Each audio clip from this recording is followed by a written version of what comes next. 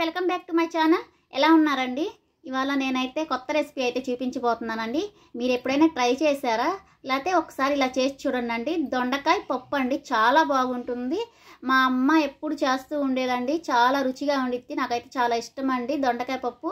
చాలా టేస్టీగా ఉంటుంది. చాలామంది సవ్వగా ఉంటుంది, ఏం బాగుంటుంది అంటారు కదా. కాదండి, ఇలా ట్రై చేయండి అండి, చాలా రుచిగా ఉంటుంది. ఫస్ట్ అయితే ఒక గిద్ద పప్పు అయితే తీసుకున్నానండి, కందిపప్పు. వాటిని శుభ్రంగా వాష్ చేసుకొని 2 గ్లాసెస్ వాటర్ అయితే పోసుకున్నానండి. ఈలోపు దొండకాయలు కూడా కట్ చేసి పెట్టుకొని దొండకాయలు కూడా మనం యాడ్ చేసుకున్నామండి. నేనైతే కుక్కర్లో పట్టుకుంటున్నానండి. అందుకోసమే ఇక దొండకాయలు, తర్వాత పచ్చిమిర్చి, తర్వాత వచ్చేసేసి ఆనియన్స్ అండి. ఆనియన్స్ నేను కొంచెం పొడవుగా కట్ చేసుకున్నా కదండి, అవి అయితే తాలింపుకి ఉంచుకుంటానండి. నెక్స్ట్ వచ్చేసి చిన్న చిన్న పీసెస్ ఉండే కదండి, అవి అయితే ఇప్పుడు కుక్కర్లో వేసేసుకున్నామండి. ఇంకా నెక్స్ట్ వచ్చేసేసి చింతపండు అండి. చింతపండు కొంచెం అంతైతే తీసుకోవాలండి, మనకి రుచికి సరిపడా చింతపండు అయితే తీసుకోవాలండి. ఇక దాంట్లోకి వచ్చేసి పసుపు అండి. పసుపు కూడా వేసేసుకున్న తర్వాత మనమైతే ఇంకా పెట్టేసుకున్నామండి. కుక్కర్ మూత పెట్టేసుకొని ఒక 3-4 విజిల్స్ వచ్చినంత వరకు మనం వండేసుకున్నామండి. అలా వండేసుకున్న తర్వాత మూత తీసి చూద్దామండి. పప్పు అయితే చాలా బాగా ఉడికిపోయిందండి, చూడండి. ఇక దాంట్లోకి నేనైతే కారం యాడ్ చేస్తున్నానండి. ఉప్పు కారం 2 ఇప్పుడైతే యాడ్ చేస్తాను. నేను ఇందాక కుక్కర్లో అయితే వేయలేదండి. ఉప్పు కారం ఇందులో వేసేసుకోవాలండి రుచికి సరిపడా.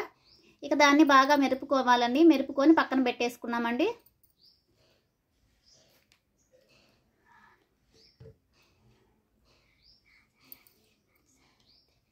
ఇక తాలింపు కోసం అనేసి కడాయి పెట్టేసుకున్నామండి.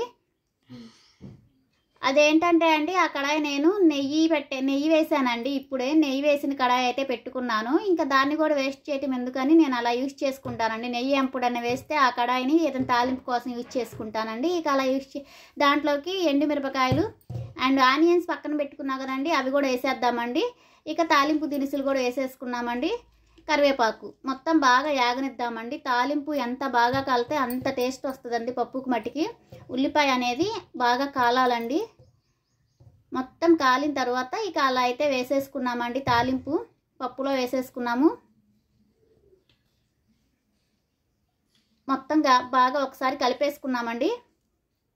అంతేనండి, చాలా ఈజీగా, చాలా సింపుల్గా, చాలా బాగుంటుందండి పప్పు. మీరు ఒక్కసారి ట్రై చేయండి, చాలా రుచిగా ఉంటుంది. నా వీడియో మీకు నచ్చినట్లయితే లైక్ చేయండి, ప్లీజ్ సబ్స్క్రైబ్ చేసుకోండి. Thank you for watching.